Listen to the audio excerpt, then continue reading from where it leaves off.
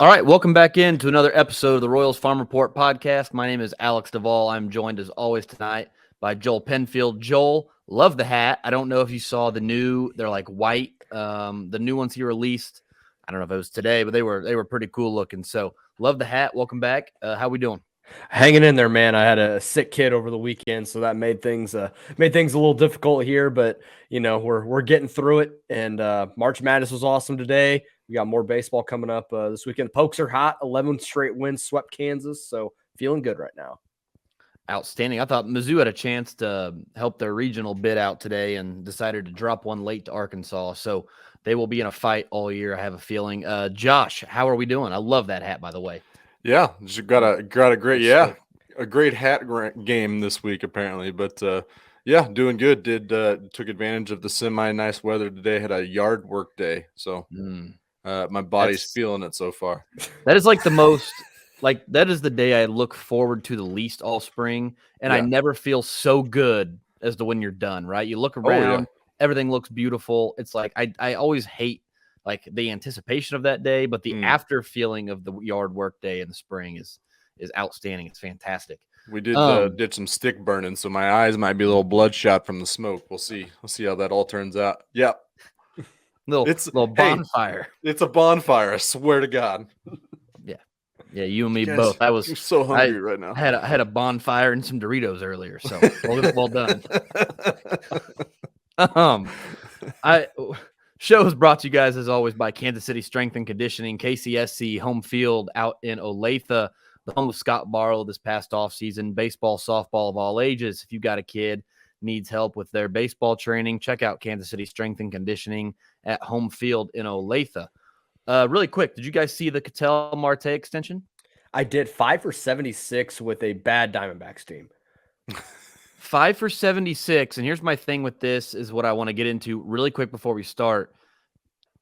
Andrew Benintendi extension now, 4 for 60, 5 for 75 seems like an overpay in my opinion. Yeah, I think with the guys that you have available, what are the odds that Kyle Isbell gives you similar production? Yeah, at a cheaper price. I think he can, and I think Nick Lofton can. I think Edward Olivares in a pinch probably can at least give you about 80% of that. And let Andrew Benintendi, I hope he goes out and has a good year. As the late great Therese Paylor would say, the contract year is undefeated. I hope he goes out, balls out, and goes and gets breaded up somewhere else. But one more year in Kansas City is fine, but I don't think it's worth the extension. No, especially I will say I was with you. I was a definite no up until today. 5 for 76. That means what you're talking about 15 a year. And Katel Marte has a 7-win season under his belt. He was worth 3.5 a season last year. I mean, Andrew Benintendi's not particularly close to that now. Katel Marte defensively is a nightmare, but they move him back to the infield, and he's not so bad.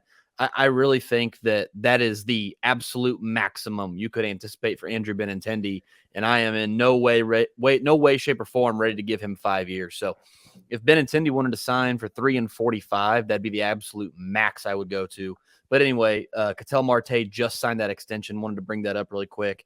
Josh, do you have any thoughts? I know you were kind of iffy on Andrew Benintendi extension as well for the most part, but does this extension for Marte change your mind? No, not really. I mean, the interesting thing about the Marte part is how many times people were trying to offload him in trades this last offseason.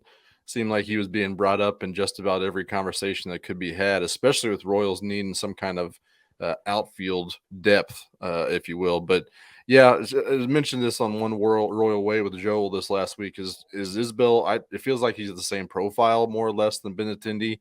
If Benintendi jumps off the page at us this year, then maybe we can revisit it, and his price probably goes up, and all that jazz. So, in the end, it feels like it's more like a 35-40% chance that Dayton Moore and Piccolo extend something like that.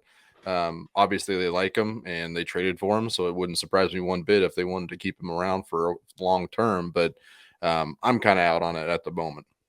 Is it too far ahead? And this is probably way too hyperbolic, but the way I look at it, the more money you give to Andrew Benintendi, the less you can try and give to Bobby Witt Jr. Yeah. I mean, that has to be a consideration. No, it has to be a consideration. I would If it means that, like, in 2 years we can give Bobby Wood Jr. some stupid extension to stay in Kansas City for as long as he wants, you can't spend money on a guy like Andrew Benintendi. So if we're operating under that assumption, we can't spend towards any kind of contention window then either. You probably could, but you also, I think, have the horses right now where you can really have a build from within core to go and win. That kind of remains to be seen, but it seems like that's the case right now. That you have the types of dudes in place to be able to do that, and then do what those 14-15 teams didn't spend a ton. You got Edinson Volquez, Alex Rios, and Chris Young, and you got the absolute most out of those guys. Now, 100%. Striking gold like that on the free agent market is super rare, and the fact they were able to get, the value they did out of those guys is like an outlier. But there's precedent for being able to do that in Kansas City. Yeah, I do think, I do think I don't think it stops them from spending, but I do think that from now on, every extension you make, like you can't have let's say Hunter Dozier doesn't rebound in full, like you can't make mistakes like that. And so you just have to be way more careful. If you have any prayer of extending Bobby Wood Jr., like Joel said, you do have to be more careful. And, moves like extending Benintendi and then not getting, a 3 to 4 win player every year is the kind of mistake that does get in the way of that. And we are years away from that, I would imagine. I don't think Bobby Wood Jr. is the type of player who will or needs to sign an extension really early. The Royals should absolutely be trying. I just don't know that it'll happen. So we're years away, but that is, I agree.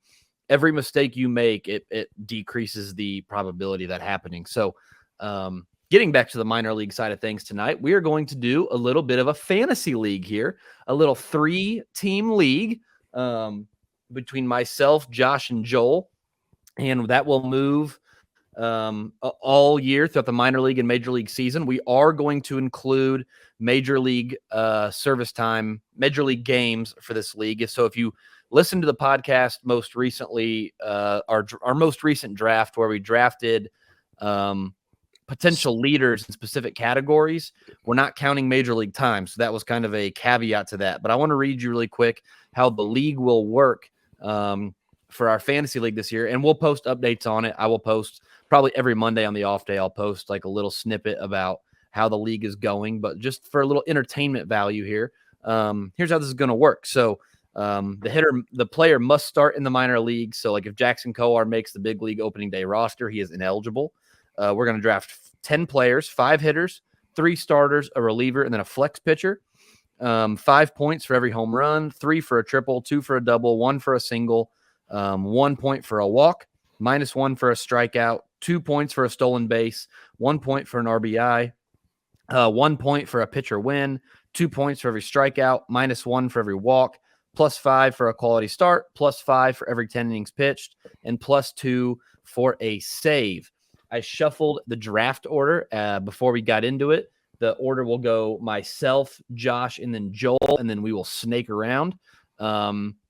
So the problem with picking number 1 is I think I know who the most obvious answer will be, but I'm afraid that MJ Melendez is going to wind up on the opening day roster. I really have been intrigued by his usage.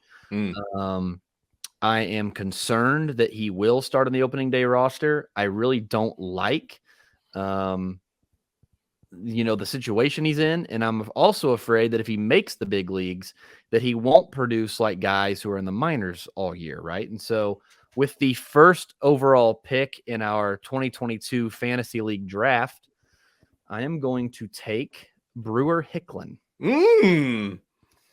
That is, let's I go. know, probably surprising, but I think Brewer Hicklin spends most of his time this year in Omaha, where it is a very hitter-friendly park. He's going to steal a lot of bases. He walks a lot. He hits a lot for a lot of power. I think Brewer Hicklin is a surprise runaway favorite for league MVP this year, just because of all the different things he can do. You know how I feel about Brewer Hicklin. I love Brewer Hicklin. The K's might be an issue, but I mean that's just a small hampering of that skill set. I love his skill set, so I love it. Josh, you are up in our first annual draft. Yeah, it's awful tempting to go with Melendez. Like you said, there are reservations. The guy that I'm probably the most comfortable with putting up big numbers in this format and probably sticking around quite a bit in the minors this season, I think I got to go Nick Pratto in that situation. We've talked multiple times about the logjam there at first base on the major league level. We might talk a little bit about other guys that might leapfrog him to get to the major leagues at this point. We might have talked about it already, but Nick Pratto seems like a pretty solid guy to put up big walk numbers, big home run numbers, and plenty of extra bases. So I'm taking Nick Pratto. All right, Joel, you have 2 picks as we snake around here. Cool. I'm going to go right away. I'm going to go with Vinny. Just because I know he's going to do he's not going to, the stolen bases, I'm punting that stat line, but I know he's not going to strike out a lot. So I know I'm not going to lose a lot of points. He's going to walk enough that it worked. The home run, and he's going to hit a lot of doubles to go with the home run. So I know that I'm going to get a lot of hits with it. So I'll go there, go bat first. And then as we snake around, I'm going to go with Asa Lacy. I am chugging gallons of the Asa Lacy Kool-Aid right now. The videos that were posted, I wish I could credit who it was. I can't think of his name right off the top, but Josh Norris. Thank you. Yep. The clips he was posting of Lacy, his motion, his pitching motion looked a lot more fluid. He looked more fluid through his delivery. He looked kind of herky-jerky last year, I'm sure some due to some of the injuries, but he was up to 99 with the wipeout secondaries that he has. He might pitch in the big leagues. So he's going to throw some of those pitches he was doing. Yeah, no, I don't disagree at all. Those changeups he was throwing were sick, and the development of that pitch will be massive for him. I agree wholeheartedly there. Josh, you are up, and the other 2 guys that I was thinking about with the first overall pick are still on the board. So I'm interested to see who you go with here because I might get both of them. Yeah, I think there's a good chance of that because I'm going to stick with pitcher here.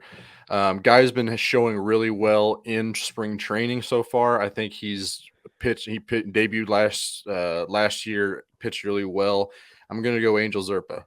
I feel like that quality start, those 5 points per quality starts, is going to really help out with his usage and his scoring here. So I think he starts in Omaha.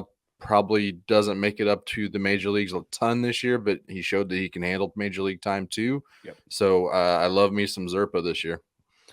That is an outstanding pick, and I don't know how I feel about it from a fantasy standpoint. Let's stop and talk about Angel Zerpa real quick. He by far looks the most comfortable against big league hitters among this young group.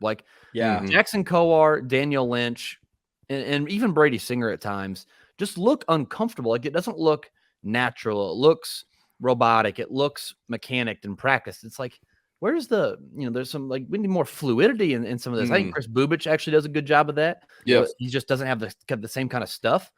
Angel Zerpa looks like he belongs. And I'm not saying that Angel Zerpa is going to be the best of the bunch, but would it really surprise you at this point? I mean, the kid throws he can hit in the upper 90s, sits in the mids, wipeout slider, good changeup, great pitchability.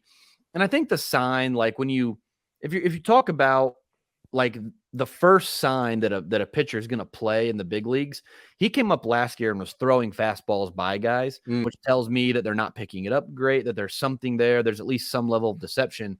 He really is a guy that strikes me as has the ability to pitch in a big league rotation for a long time. So again, from a fantasy standpoint, I'm actually awful at fantasy baseball, comically awful. But I think it's because, Josh, I think of the way you picked Zerpa there is, I don't know what kind of fantasy impact he'd have, but he is an outstanding young pitcher that even if this doesn't work out for you in this little draft we're doing, I am really excited to see if he can make it into the big league rotation for any amount of time this year. Yep. I might have a bold take about Angel Zerpa coming up on One Royal Way later this week. So be sure to check that out. I am excited about that. Thanks for teasing that, by the way. Now I'm going to be paying attention all week until we can get to that. Edge of our seat. I am taking the other 2 guys I considered with the first pick, and now I feel really good about where I'm at. I'm taking Michael Massey and Nick Lofton as we snake back around. Good pick. And now I'm feeling really good about where I'm at offensively with Hicklin, Massey, and Lofton. I'm loving it. Thanks, guys. Well, you know how I feel about Massey. I got him in the stat leaders for hits across the organization. Might have been the first pick in that category too. So I think that'll definitely eat for sure. Josh, you are back up, and MJ Melendez is still on the board. Yep. I mean that's pretty juicy. Let's do it. Let's go Melendez. Why not? I think the odds are still somewhat against him for making that opening day roster. So again, I'm kind of walking that razor thin line between absolute dynamite pick upside wise and absolute huge downside if he within the rules of this game. But I just love him. He's just all around great. He seems major league ready, but I can totally understand if they want to send him down to Omaha to season a little bit more. He didn't have a ton of time there in Omaha last year. So if they want to make sure that he's comfortable and ready to hit the ground running when he does make his debut, then I'm all for it. So give me old MJ. That would be a great value pick if he does start the year in Omaha. Yep. Joel, you are up. Yeah, I'm gonna go with Michael Garcia. I know he's gonna the hit tool is good enough. I don't think he's gonna hit a lot of home runs, but there's enough gap power there that he's gonna hit some doubles and he's gonna steal some bags. Mm-hmm. So I'll go there, and then I got to go with one of my guys here. I can go Tucker Bradley for the same reason. Dude just hits, and if he can go to he'd go to Double-A this year, Northwest Arkansas in the Texas League. Ball flies in the Texas League. There's some bandboxes there. He certainly can tap into a little more of the power that I think is in there, and dude just hits. I got to go there. It's a good pick. I'm gonna come back and grab another lefty from my starting rotation. We talked about him a little bit because there are some interesting reports coming in right before we got on air as Drew Parrish is hitting upper 90s right now. His K percentage and his walk percentage were really, really strong last year, considering, he was still 2 years behind most of the guys in Double-A last year. So I feel like we've talked about Drew a lot on this podcast the last a month or so.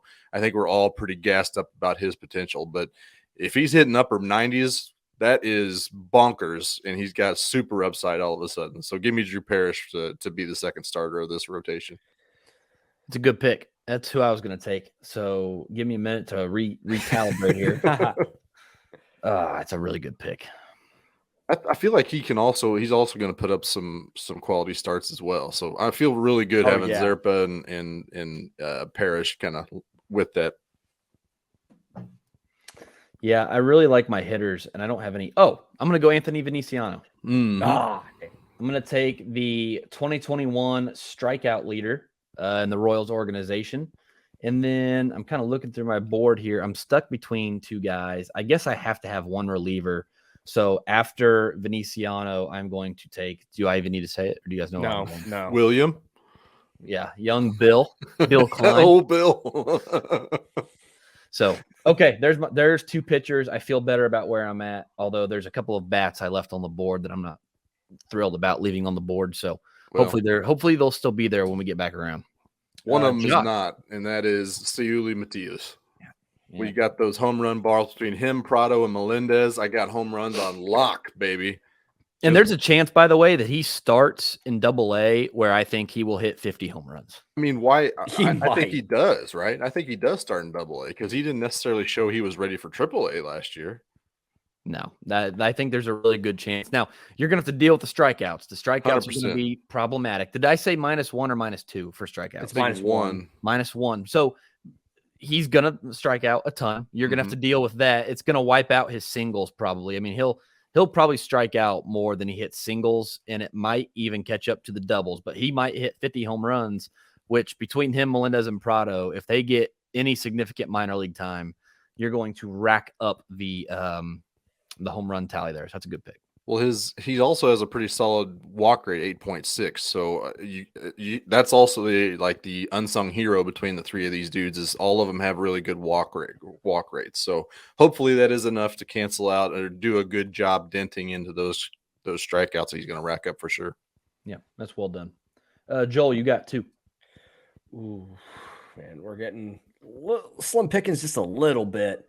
But I'm going to go with a guy that I think is going to start in AAA, but I know that I'll get some big league stats with it too. I'm going to go with John Easley because I know I'm going to get quality stuff out of him when he goes to AAA. He has struggled a little bit in spring training with the big league club. Some of it's some bad luck, but he did get hit hard a little bit. I think maybe a little bit more seasoning, and I think he'll be good to go and be I think he'd be a really solid big league reliever. Still might get the chance to start a little bit this year, but that's where I'm going to go with that pick. Well, and he threw like 120 innings, so Yeah, if you can get the innings, I mean, he's going to throw a lot. Yeah. So just the innings, I mean, 5 points for every 10 innings he throws is good value there. Mm-hmm. Yep. And then I'm going to go with Katel Marte because I know he's going to hit some nukes. That's a good pick. Period. Yeah, end of statement. Full stop. My only thing with him, because I thought about him in the third round when I took Lofton, is they really didn't play him at DH a ton last year. Like it seemed like he and Omar Hernandez didn't split that time at DH, kind of like Rivero and Melendez always did. So I'm hoping he plays more. But if he plays more, he might. I mean, he's got 30 home run power. Now I'm not saying he'll hit 30 home runs. He's absolutely capable if he can come around on playing time and cut down on strikeouts, which would be a massive pick up there in the 6th round. Josh, you are up with your 6th pick. Trying to find what was kind of coming off here. I think I'm going to go reliever here. We've talked, a lot about Will Klein. We've talked a lot about Dylan Coleman, but the other guy that we haven't talked about, also going to be in the running for the same type of reason, is John Mcmillan. Got a 42.7% K rate last year. He did have a ton of walks. So again, same kind of issues that Coleman and Klein are both kind of facing, as well as Lacy and all these other dudes with electric stuff. I feel like hopefully Mcmillan can get that kind of harnessed and start producing big time and be just right there in the mix with all of them. That's a good pick. Well, he has, elite stuff for any level of baseball. Mm-hmm. I'm really excited to see if he can get healthy because the whammer is a very real thing. And there are a few of these guys, a guy who I'm getting ready to take with this pick, who I would have liked to have taken earlier in the draft. So I'm glad you guys left him on the board for me. I am worried about health concerns. I am worried about the walks, but I am going to take Alec Marsh. Mm-hmm. With my good one. with my 6th round pick. And then with my next pick, I'm going to round out my rotation. And I don't know who I'm going to take yet because I'm afraid one of these guys is going to start at a little too high of a level. And there could be some regression here. The other one, I'm really excited to see the steps he takes, but I'm not as sold on the pitcher. So I'm kind of torn between the better pitcher at a higher level or a guy who I have right behind him at a lower level. And so I am going to roll the dice on the level here, I think.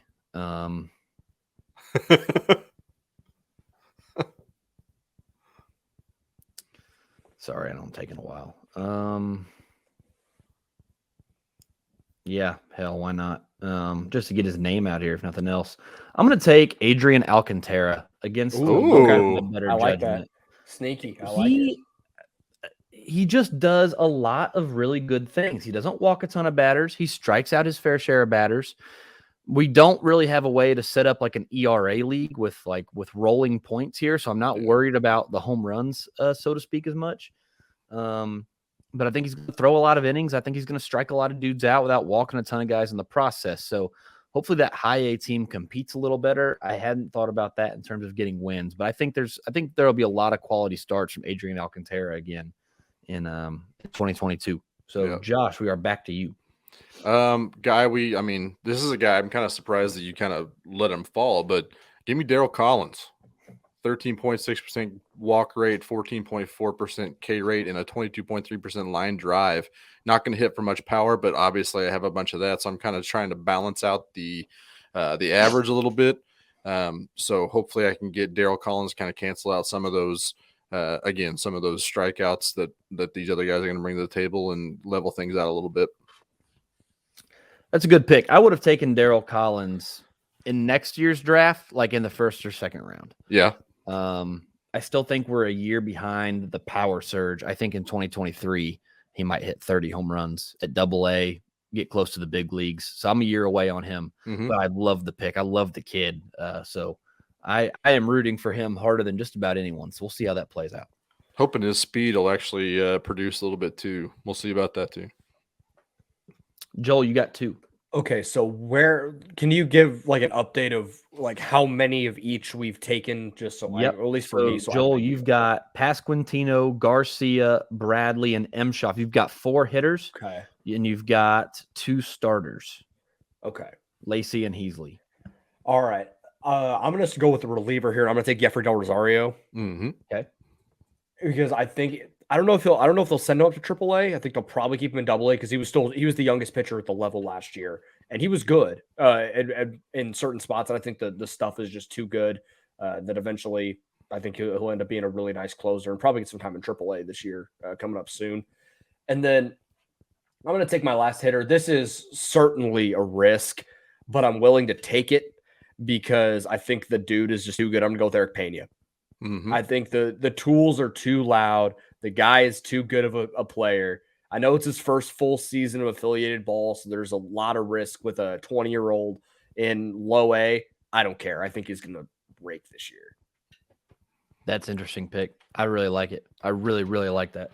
That could either win you the whole damn thing or lose you the whole damn thing. Yep. That was I 100% went full on risk with this, but we're doing this for fun, so I can take the risk. That's good. And know I'm betting on a 20-year-old, but it's I think he's just too good, man. Yep. I'm gonna fill out I believe it's my last bat spot. I'm gonna get into the speed game with 24-year-old John Rave. I feel like he's gonna be starting out in Double-A. He started running into some balls too last year in high A. 39th highest ISO at 201 last year in high A. So I feel like he's going to run into some balls potentially in Double-A, and he could really start running up some prospect ranking boards as we kind of grew out this season because he's got the skill set for it. He should be able to get some helium rising in those rankings, and just give me John Rave to kind of round out my hitters. I'm glad you said that because the guy I had typed into my spot already is Tyler Tolbert. So I am really glad that you did not draft because I was going to be upset. I was going to be really, really upset with you. So I'm taking Tyler Tolbert. 55 stolen bases last year. I think he rips off another 40 this year.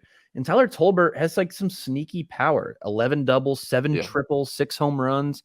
If he goes into high A where I think he'll start, there's good opportunity there to rip a bunch more bags, hit for some power, and then Double-A is an easy place to hit for some power. So we'll see. I like Tyler Tolbert a lot, especially in the stolen base department. The next guy I'm going to take, I'm less inclined to love this pick. Let's see. I've got 4 hitters now. Yeah.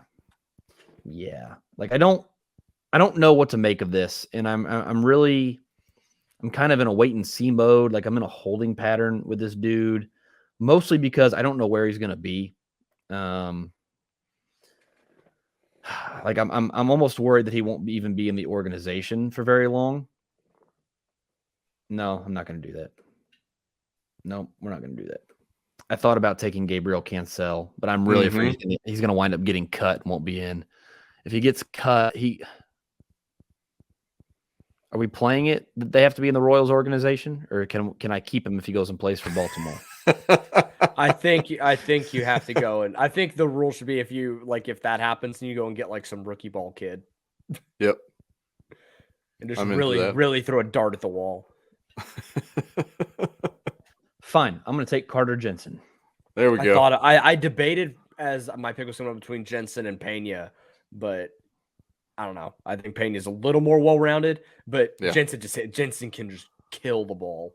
Yeah, I'm going to bank on some extra base hits there. I wanted to take Edward Olivares too, but I'm kind of wondering if he won't be a 4th or 5th outfielder. I think he will be. I think he is. If they expand rosters for opening day, like the first week or so, it's 28 man. So I think he's going to be on the opening day roster as a 4th or 5th outfielder, and then immediately sent by 29 when rosters go down to 26.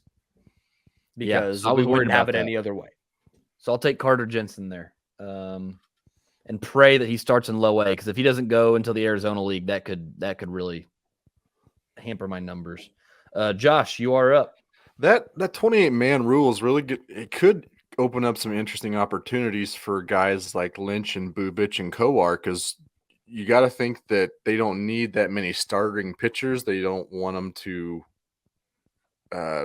run down. They want to keep them stretched out. So that could be a sneaky pick to go in Omaha. But I'm going to go with Jonathan Bolin coming off of the TJ surgery. It seemed like his rehab assignment was going really, really well so far.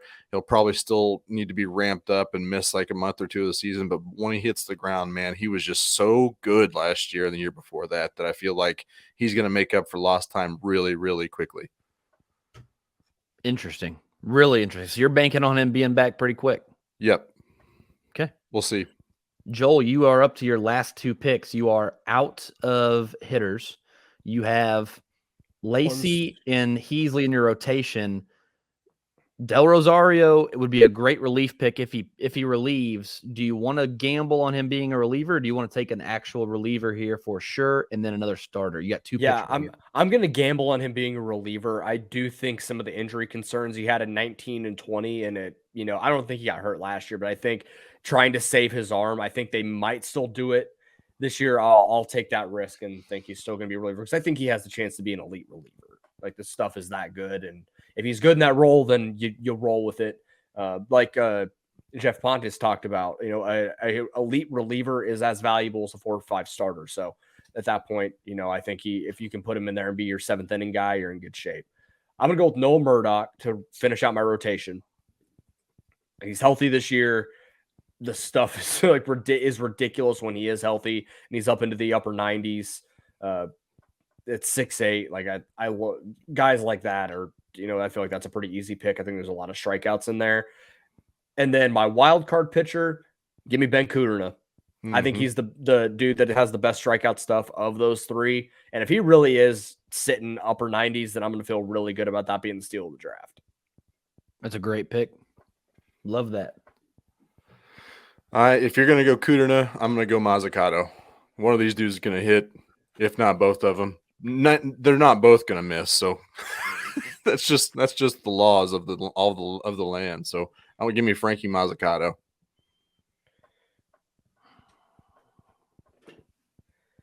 Again, I'm going back and forth on guys being healthy. Like, guys I want to take, I have to worry about their health concerns. Let me look at one thing really quick. I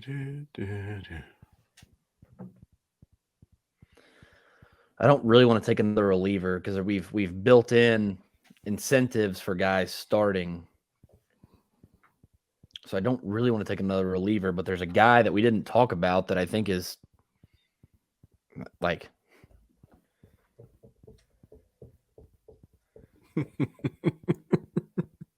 you could talk about him too, though. Yeah, because I guess you guys can't pick him. Yeah, screw it. Fine. I'm going to take beyond my better judgment here. Let's see, I got Veniciano, Klein, Marsh, and Alcantara. Yeah, I'm going to take Nate Webb. Yep. I thought about him. I think he starts the year in Double-A, where I think he will dominate everybody. He doesn't walk a lot of guys. He strikes a lot of guys out. They put him on the 40-man roster, so you have to anticipate there's some opportunity for him. Nate Webb with my last pick of the draft. So really quick, I'll read through the rosters. I went Brewer Hicklin, Michael Massey, Nick Lofton, Anthony Veniciano, Will Klein, Alec Marsh, Adrian Alcantara, Tyler Tolbert, Carter Jensen, Nate Webb. Josh went Nick Prado, Angel Zerpa, MJ Melendez, Drew Parrish, Sully Matias, John Mcmillan, Daryl Collins, John Rave, John Bolin, Frank Mazzucato. And Joel went Vinny Pasquantino, Asa Lacy, Michael Garcia, Tucker Bradley, John Easley, Cale Emshoff, Jeffrey Del Rosario, Eric Pena, Noah Murdoch, and Ben Kudrna. I will write this up into an article post, actually. That way we can follow it and track it, and I will update it as the season goes along. So I'm glad we got that done before the minor league season officially starts at the sometime next week, actually. So we are getting really close, and I could not be more excited. So no way I lose this. No way. Well, I know there is a way. Careful. Yeah, that's some wishful thinking there, my guy. Yeah, we got like 10 more sleeps, and then we get started. So let's pray for good health for all these guys, and then I will update periodically as we go. So on the other side of this ad break here, we are going to make some bold predictions for the 2022 minor league season. From the beginning, we knew right away that we wanted to do strength conditioning and a throwing program for the baseball and softball community. It wasn't something we were trying to back into or all of a sudden learn. We knew we were really good at coaching these skills from the get-go. And the fact that we're in the same business and the employees are all on the same page, we can write a program based off of what a kid needs, not just getting him stronger or faster from a general sense. It's what does this kid need? On the pitching end, we can say, hey, this kid needs such and such. He needs to do this or that better. A lot of times it turns out it's not something that needs to be fixed in the baseball cage or on the throwing mound. It actually needs to be fixed in the weight room.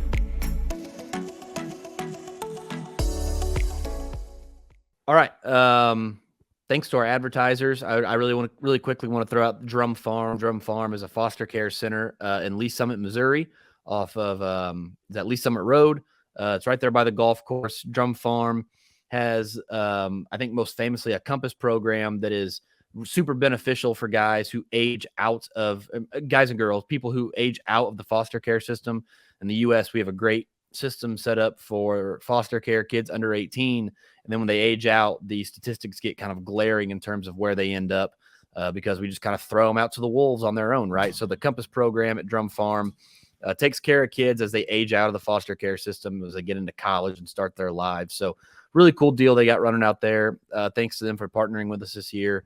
Been super beneficial for everybody. So thanks to Drum Farm for helping out with the show in 2022. So really quick, guys, we're going to go in opposite order really quick. We're going to make 5 bold predictions apiece. We're going to kind of talk about them as we go here. Joel, we'll start with you this time. Give me one bold prediction for the 2022 minor league season. My first one is one I've thought about quite a bit.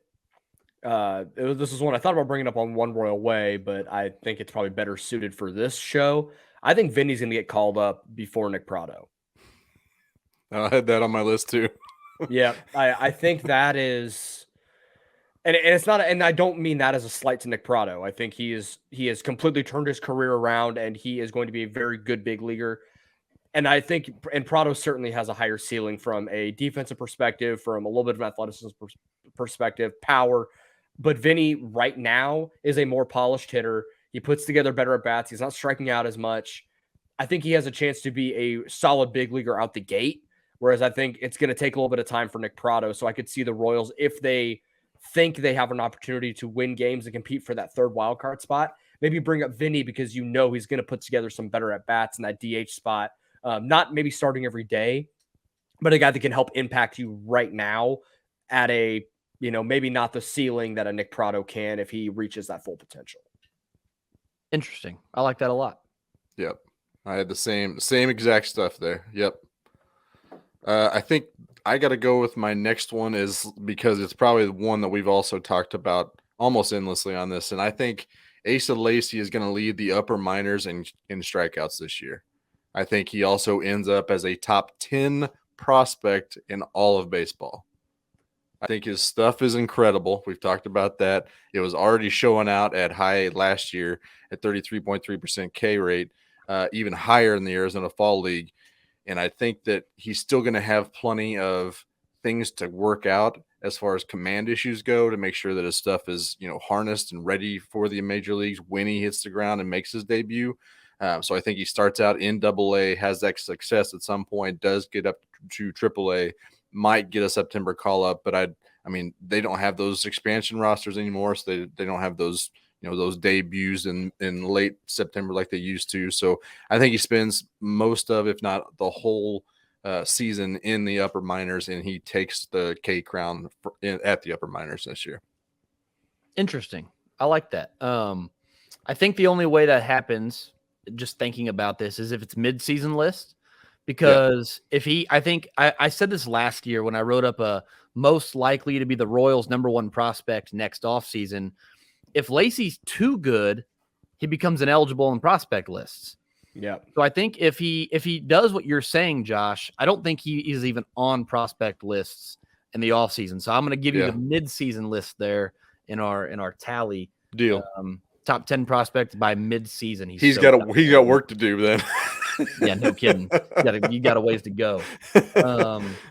I'm going to say that Nate Webb will make his big league debut before September. So it won't be like a September call-up. It won't be like a late season addition. Just throw him in at the end, kind of like Easley and Zerpa were last year.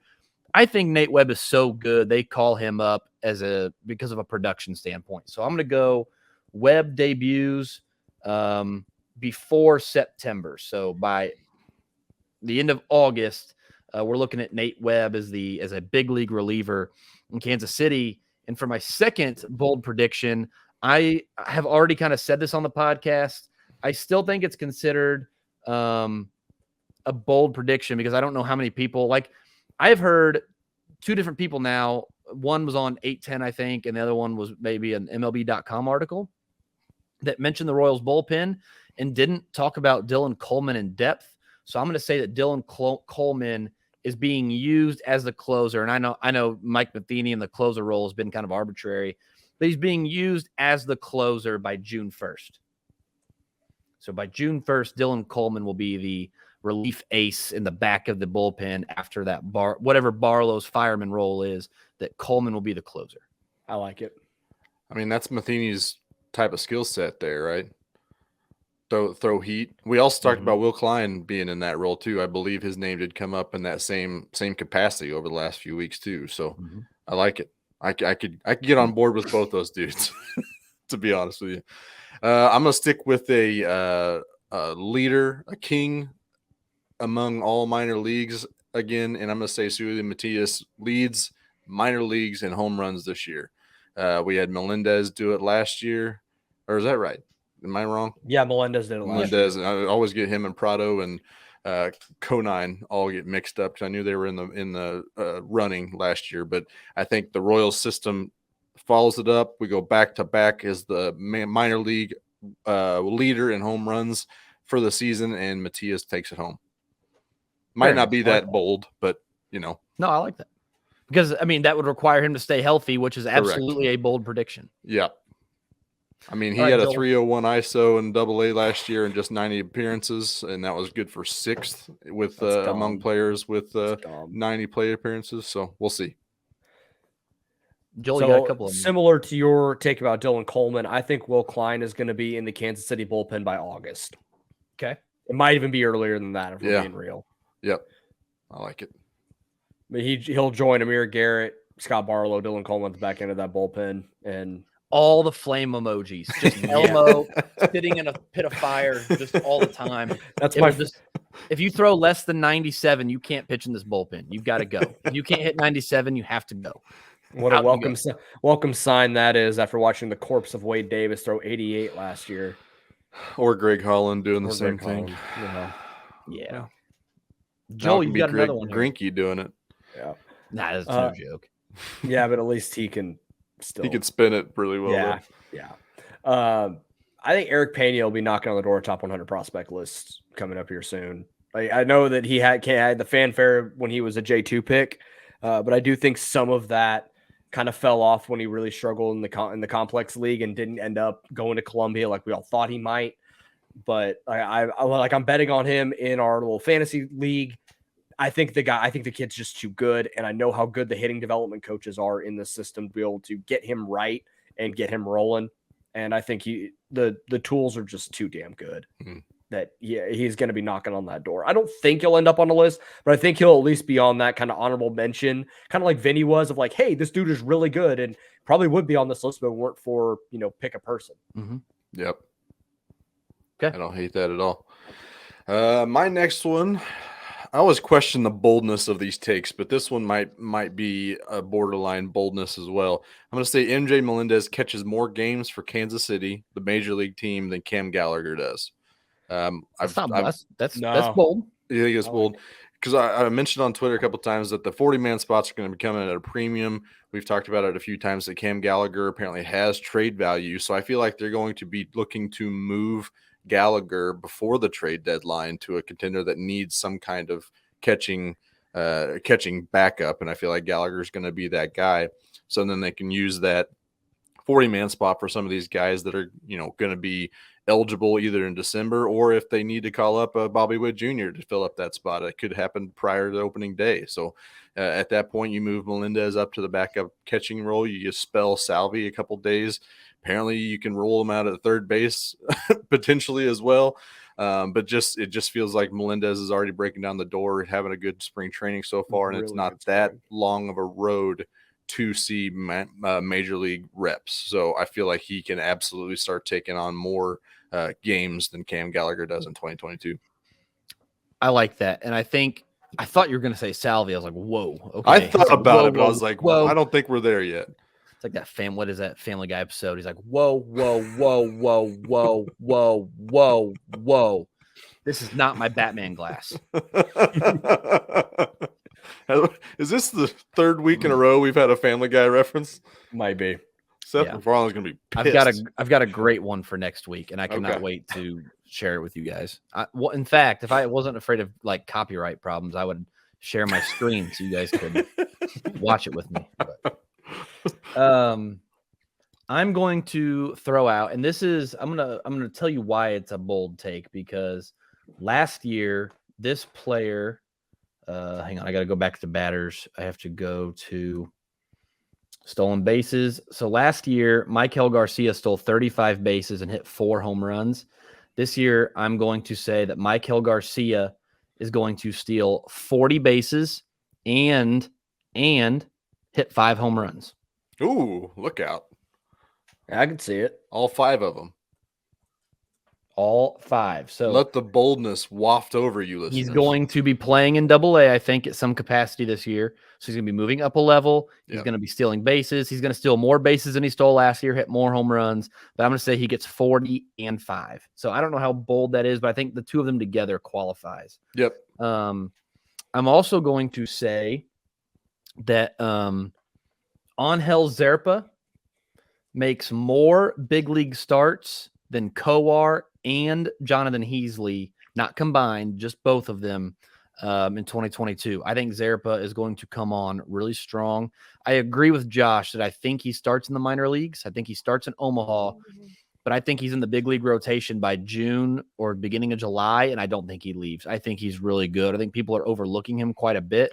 I'm going to say that Zerpa will make more starts than Kowar and more starts in the big leagues than Jonathan Easley. The more we kind of get, the closer we get to opening day, the more you're like, there's like 7 or 8 guys in this rotation that need a spot. Where the hell are they all going to play? Oakland. No, I'm just kidding. Well, speaking of, it's funny you should mention that, because I think 4 of our top 30 guys are going to get dealt prior to the deadline this year. Ooh. 4 of them.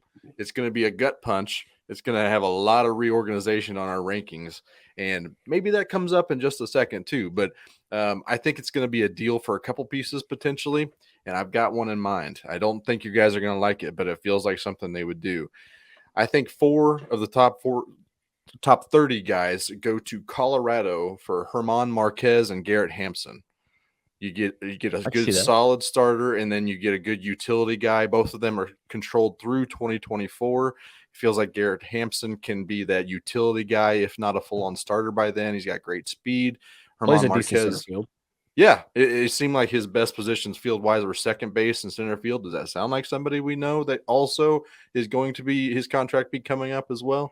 So I think that's kind of a deal that could be swung for 2.5 seasons of control for 4 guys in our top 30 is my boldness. I like that a lot. I actually really like German Marquez. Yeah, I'm glad you got specific. That's good. Yep. Joel, you've got your final 2 here. Oh man, I was lost in listening to what you guys were going to say. Let's see here. I've only got 2 left, so I feel good. I don't know if you're going to get either one of these. Okay, I'll go here. That one of Mazzucato, Kudrna, Panzini ends up in high A before the end of the year. They at least make a couple of starts in high A. I don't think they're going to rush these guys. I mean, they're all fresh, out of high school. I know Panzini's a little bit of an older high school prospect, but I think they're going to take those guys level by level. But one of them is going to stand out this year and earn that promotion to Quad Cities by the middle of August. Get their feet wet, get ready for a playoff race. Because I'm still going to run with the assumption that Quad Cities is going to be a playoff team in the Midwest League more than likely. So I'll go there with one of those guys. I don't know which one. Kudrna, I think, feels like the guy, but I also think it could be Mazzucato just because of his field of pitch, that he's just going to be, without the overpowering stuff, just be better than everybody and just find ways to get dudes out. What do you guys think? I'm curious your thoughts on that. No, I agree 100%. And I know we talked about this a little bit previously on another podcast. I don't remember when we did this. I think all three of them give you at least some elements of a pitcher who could make it. Like you talk about Kudrna's velocity, Mazzucato's pitchability, Panzini's maturity. I think all three have a different aspect that could get them there. They all three have different things that could hold them back. So I think that's a really good play, especially if you can get all three of them. So I like that a lot. Yep. And then my last one, I'm going to expound upon it a little more on One Royal Way, I think, because I'm going to do just a little teaser. I'll have a Jordan Foote on from inside editor-in-chief Inside the Royals. We're going to do our roster breakdown for the 28-man roster. I think Angel Zerpa is going to break camp with the team. I think he's going to end up in that 5th spot. It's going to hurt me to my soul, but totally understandable. But generally, from the little bits that I've watched, he just looks better than Coar, than Lynch, than Easley. I know he got roughed up a little bit in that second inning today against the Cubs, but he's just looked better. And I just don't think Coar can break camp, and I think they probably put him in the bullpen and maybe kind of flip-flop Zerpa and Coar, but I just think that his pitchability and just the way that he can, it's just feel like there's something to feel the pitch. That it's kind of like Chris Bubich in that regard, where the stuff isn't overpowering, spectacular, but they just get the job done. And at this point, I'd rather have that right now as Lynch, because I still think Lynch has some warts to work out a ton. I think Coar still does, trying to work in that slider and make his fastball look like the lead, not like the most disappointing 97-mile-an-hour fastball you've ever seen. I think Zerpa is going to be your 5th starter come April 7th. Wow, I like that. It's going to be crazy when that happens. And you these last few years, you have Singer, Lynch, Bubich, Coar, and you still had Carlos Hernandez in the system. And then Zerpa gets out of the 40-man. We're like, who the hell is Angel Zerpa? And then he becomes the dude that leapfrogs them all at a 21-year-old, 22-year-old. Yeah. And just sets the world on fire. That would be a hell of a story and a real big feather in Dayton Moore's cap, I think, at that point, if that's the case. That is something we can talk about next week, because that's going to be a 20-minute conversation, I think. let's save that, because you better give me another prediction before I. Okay. I've got two, and I feel good, both good and really bad about both of them. So I'm just going to go with a guy we haven't talked about much. He is in our rankings. He's 31 in our rankings, but I feel like by the end of the year, he is going to be in the top 20, and that's Tyler Gentry. I think there's going to be some graduations with Bobby Witt, Nick Prado, Vinny, MJ, Will Klein, and Dylan Coleman. Some will probably get added during the draft season, 100%. But I just like his plate approach. He had a 395 OPP last year, good walk rate in high A. I think that he does K a lot, but, it is a relatively low swinging strike percentage at 9.6. So I think, between that, he can hit line drives. He can knock in a couple of them, got a good pull to a swing. So I think that, we could be talking about Tyler Gentry a lot higher in our rankings by this time next year. I agree, and I actually contemplated taking him over Carter Jensen. Now, with all the health concerns, with everything else that goes on, I'm actually, now that I think about it, the way that the Royals have handled their prep catchers in the past, I'm kind of wishing maybe I'd taken them. But I almost did. I almost pulled the triggers. I just haven't seen him healthy. It's hard to.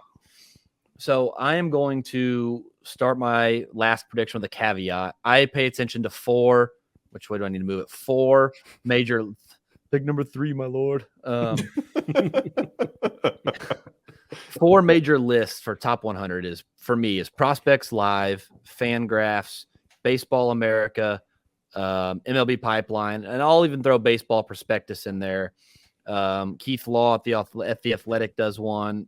Kylie McDaniel does one. So if you pay attention to all 7, I'm gonna focus on 5. So I'm gonna throw McDaniel and Keith Law's list out the window. No, I won't. I'll include them. Let's talk about all 7 of them. Yeah. And on at least four of those lists by the end of the season, Nick Loftin will be a top 100 prospect. Nice.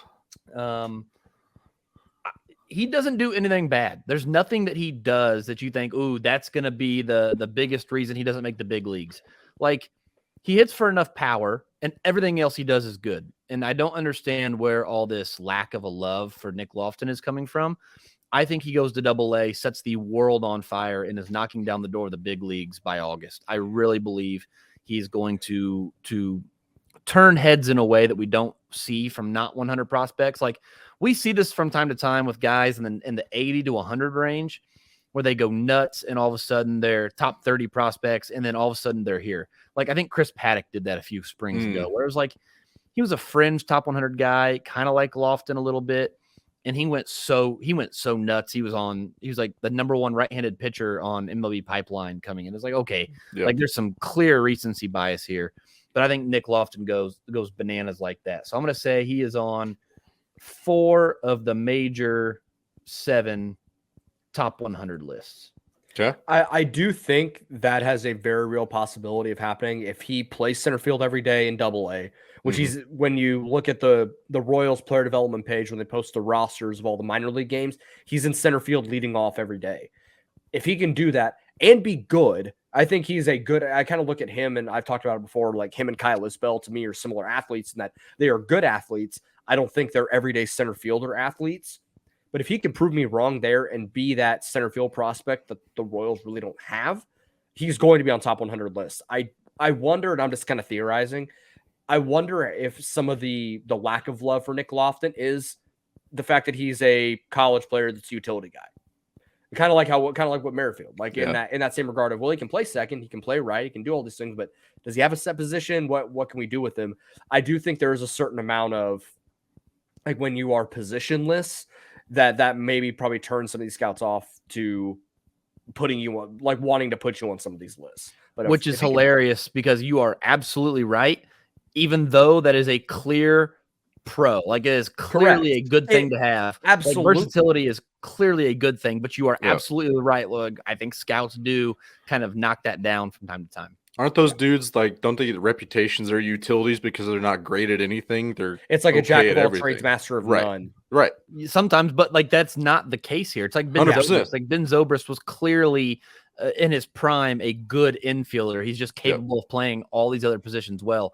Chris Bryant is clearly a serviceable third baseman, can also go play center field pinch. Like, that's not a bad thing to like. Hunter Dozier is the negative example, right? Where it's like, he's so bad. We got to find something athletic. to do with this guy. He's athletic enough to figure it out, but he is not good at any one position. So really quick, I'll read through all 5. Joel, Vinny called up before Prado. Klein is in the MLB by August. Pena is back in top 100 lists. One of the 22 prep arms makes high A, class of 22 prep arms. And that's 21, not 22. So one of the class of 21 prep arms will reach high A. And then Zerpa will break camp with the MLB team. Josh said that Lacy will lead AA, AAA in strikeouts and be a top 10 prospect by midseason. Matias will lead minor league baseball in home runs. MJ will catch more games in the big leagues than Cam Gallagher. 4 of our top 30 prospects we traded to Colorado for Marquez and Hampson, and Tyler Gentry will be in our top 20 by the end of the year. My 5, Nate Webb will debut by September. Dylan Coleman is the closer by June 1st. Michael Garcia will steal 40 bases and hit 5 home runs. Angel Zerpa will start more games in the big leagues than Kowar and Easley, and Nick Loftin will be on 4 of the major 7 top 100 lists by the end of the season. Did anybody have anything else on their list? Josh, I know you said you had one more. Go ahead and just throw it out there. We won't. I have Isbell has more plate appearances for the Royals than Michael A. Taylor in 2022. Oh, whoa. Why didn't you throw that out there? Because I didn't feel great about it when I started looking through my logic here. It was like, I think they eventually become a platoon in center field. And I feel like with Isbell being the lefty on that, they're going to see more righties, so therefore get more plate appearances. Obviously, there's going to be an injury somewhere in the infield, which is going to push Whit Merrifield back into the infield. And at that point, you have Dozier, who knows where he's going to be in the mix. Olivares is also going to be in the mix. But I think Kyle Isbell is kind of showing what he did at the end of the season last year and what he's doing in spring training now.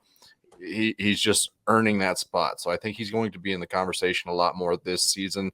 And I feel like it's going to be pushing Michael A. Taylor to that fourth outfielder role by the end of the year. Wow. Okay. The only other one I had is that Brewer Hicklin will, and I don't feel great about this, but the only one I thought about, and I don't even want to say it, there's a reason I didn't pick it, is if you really wanted me to be bold, like on a 1 in a 1 million bet, you give me a free $100 bet to win $100,000. Brewer Hicklin goes 30-30. Woo! I think he plays in Omaha so much that he'll hit 25 real home runs and 5 that are Omaha home runs, or 20 and 10. I mean, Omaha has some spots where you can get some cheap home runs, and there's a few parks in that league you can get some cheapies, and I think he'll steal 30. Especially when they still kind of have a juice, had the super happy fun ball there. Super happy fun ball. The super happy fun ball, yeah. I also wanted to say, and I meant to actually draft this, and so I believe this. This one I believe we will. I won't add it to my predictions, but Brewer Hicklin will win his 4th ring in 4 years in Omaha this year. Ooh, I think Omaha is winning. I think Omaha is winning the AAA crown. They're the International League, not the PCL now. So that's correct. I think they will be. I think by the end of the year, it'll be Massey, it'll be Lofton, it'll be Hicklin, it'll be maybe Michael Garcia, maybe not. But I think you're gonna have a lot of firepower there. I mean, the big league arms, they can only have so many. Yeah. So unless you say, like you said, Josh, unless they make a big trade, that team is going to be loaded from that AA team last year. And I think even some guys from the high A team last year will make their way up. So I think Omaha wins it. Brewer Hicklin, by the way, if you didn't know, 2018 wins it in Lexington, 2019 in Wilmington, 2021 at AA.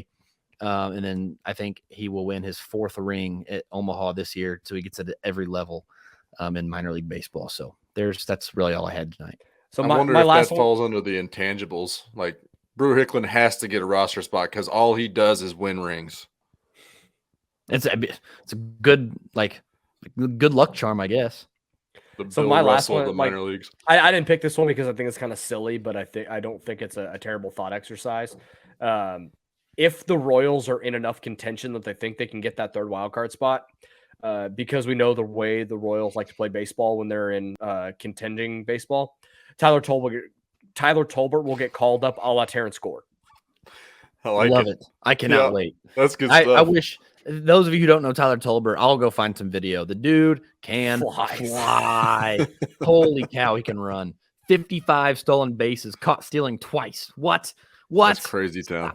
Yeah. So I got him. So if it's September baseball and the Royals are actually playing playoff ball, Tyler Tolbert's going to get called up and be that pinch runner that gets 3 at-bats in an entire month, and he steals 15 bases. And those are on accident. That's 3 more at-bats, and I get it.